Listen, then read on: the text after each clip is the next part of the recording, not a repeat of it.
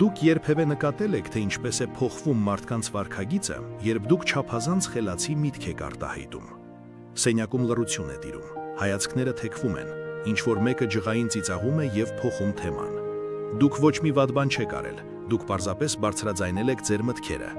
Այնուամենայնիվ, ձեր էրուդիցիան չգիտես ինչու բոլորի մոտ անհանգստություն առաջացրեց։ Ահա թե ինչն էր Արթուր Շոպենհաուերը հիանալի հասկանում, բայց մարդկանց մեծամասնությունը հրաժարվում է ընդունել։ Հասարակությունը խելացի մարդկանց պարզապես չի որ չի սիրում, այն վախենում է նրանցից։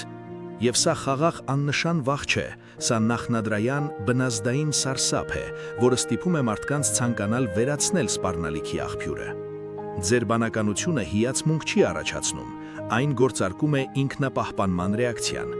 Եվ ողջ պատմության ընթացքում վարքագծի այս մոդելը կրկնվում է վախեցնող պարբերականությամբ։ Սոկրատեսից, ով ստիպված էր թույն խմել, մինչև Գալիլեի, ով բանտարկվեց ճշմարտության համար, և մինչև Ալան Թյուրինգ, ով հասցվեց ինքնասպանության, չնայած միլիոնավոր կյանքեր փրկելուն։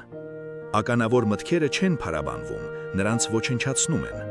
Ոչ թե այն պատճառով, որ նրանք սխալ են, այլ այն պատճառով, որ նրանք ճիշտ են մի աշխարհում, որը նախընտրում է հարմարավետ սուտը։ Այսօր ես ձեզ կբացատրեմ, թե ինչու են հենց խելացի մարդիկ այդպիսի սարսափ առաջացնում հասարակության մեջ։ Նրանք ոչ միայն անհանգստություն են առաջացնում, նրանք բառացիորեն վախեցնում են մարդկանց կենսաբանական մակարդակով։ Եվ հենց որ դուք դա հասկանաք, դուք երբեք սոցիալական մերժումը չեք ընկալի նախկին ձևով։ Սկսենք։ Ահա ճշմարտությունը, որը ոչ ոք չի ցանկանում ընդունել։ Երբ դուք ինտելեկտ եք դրսևորում, ուրիշների ուղեղը ձեզ գրանցում է որպես սպառնալիք, ոչ թե փոխաբերական իմաստով, այլ բառացիորեն։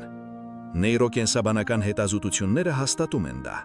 Երբ մարդիկ իրենց մտավոր առումով թերի են զգում, նրանց նշաձև մարմինը, ամիգդալան, ուղեղի այն կենտրոնը, որը պատասխանատու է վախի և սպառնալիքի հայտնաբերման համար, ակտիվանում է ճիշտ այնպես, ինչպես ֆիզիկական վտանգի հանդիպելուց։ Մտածեք այս մասին։ Ձեր ինտելեկտը առաջացնում է նույն ռեակցիան,